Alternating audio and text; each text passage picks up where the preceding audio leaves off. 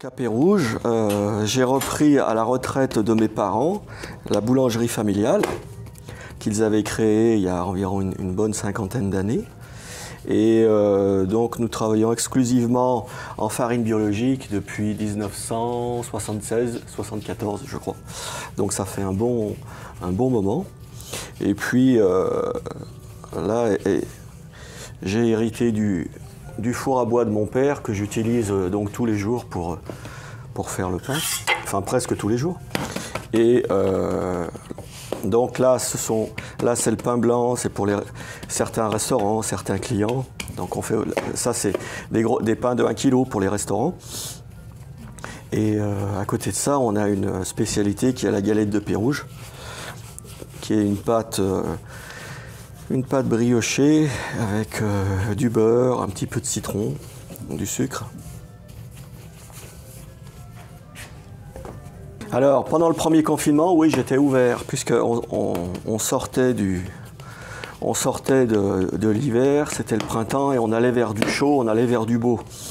Donc, les gens étaient contents de sortir, c'était sympathique. Mais j'étais plus ouvert le vendredi, samedi, dimanche que le reste de la semaine. Par contre, là, étant donné que les conditions sanitaires étaient plus difficiles, j'ai préféré fermer. Et d'ailleurs, j'ai bien fait, parce que entre le premier jour du confinement et le dernier, on avait perdu à peu près 1h15 d'ensoleillement. Pérouges, le soir, sous la pluie, quand il fait froid, c'est pas très gai, c'est pas très engageant, on n'a pas envie de venir. Donc c'était plus simple de rester fermé.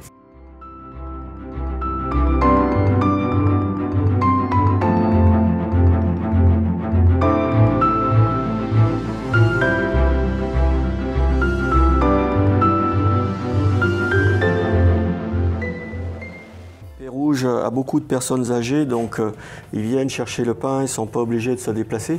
Mais c'est vrai que tous les jours, de toute façon, on descend à Meximieux pour faire les courses, on a toujours quelque chose à acheter. Après, bon, moi, je fais du pain de façon artisanale, mais ça, c'est propre à ma boulangerie, c'est pas propre aux autres.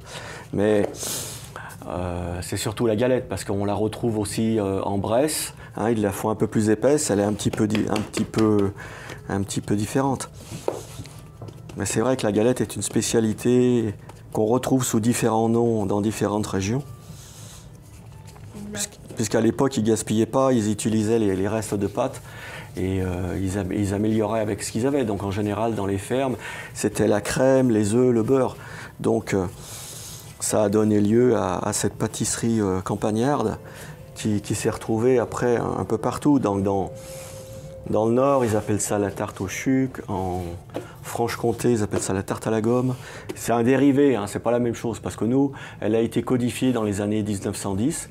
Il y a une recette qui a été déposée, et c'est une recette qu'on suit tous, avec quelques petits tours de main, chacun différents. Mais sinon, les règles veulent qu'on suit cette recette.